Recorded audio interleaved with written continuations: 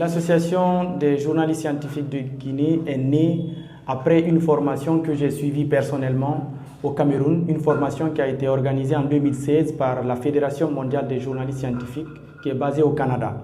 Et donc c'était un défi personnel pour moi parce que tous les journalistes quasiment qui étaient à cette formation étaient venus d'associations nationales de journalistes scientifiques et la Guinée n'en avait pas à l'époque. Donc je me suis dit qu'à mon retour, il faudra que je fasse du bouche à oreille et c'est ce que j'ai fait auprès de beaucoup de collègues journalistes avec lesquels j'ai échangé sur la vision et beaucoup ont voulu accepter et ensemble on a travaillé sur les statuts et règlements et puis après on est allé vers la création de l'association des journalistes scientifiques de Guinée qui a été lancée en décembre 2017.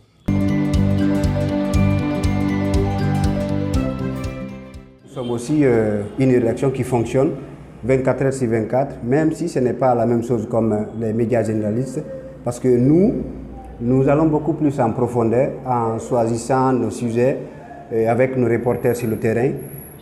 On privilégie surtout la question, le comment. Le comment parce que quand un scientifique arrive à publier le résultat de ses recherches, tout de suite les médias vont se river là-bas pour demander, peut-être poser des questions basiques mais nous on privilégie le comment, on cherche à aller en profondeur en cherchant à ressortir les aspects qui ne sont pas aussi connus du public.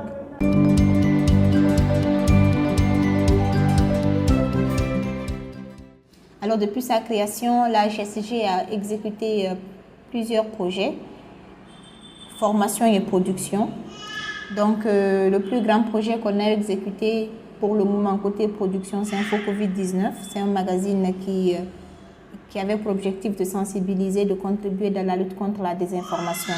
Côté formation, on a d'abord formé nos membres en journalisme scientifique.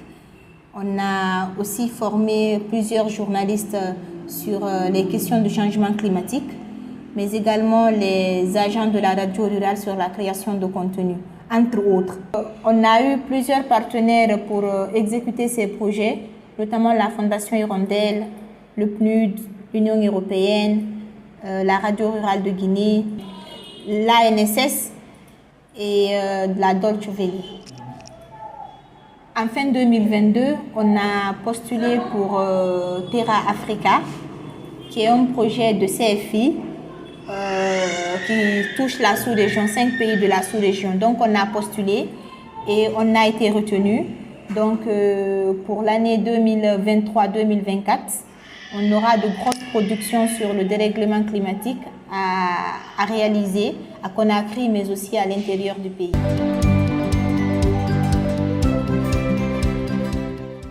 J'ai appris beaucoup de choses à l'Association des journalistes scientifiques de Guinée, telles que travailler en équipe, travailler sous pression. Et aussi, j'ai eu beaucoup d'opportunités aussi, telles que des opportunités de voyage et des opportunités de formation. Je ne savais pas aussi la différence entre le journalisme scientifique et le scientifique.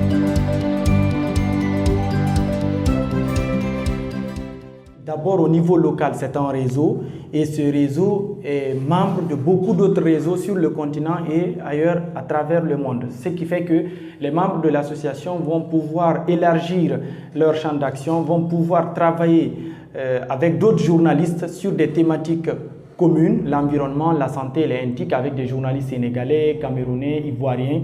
L'autre défi, c'est la vulgarisation des recherches scientifiques. Vous savez que généralement, les chercheurs sont entre les labos, ils produisent des recherches, ils diffusent les résultats, mais les résultats ne sont quasiment pas connus du grand public. Donc, nous, notre objectif au sein de l'association, c'est de vulgariser, c'est de rendre accessibles ces résultats de recherche-là pour qu'ils puissent produire des effets au sein des communautés.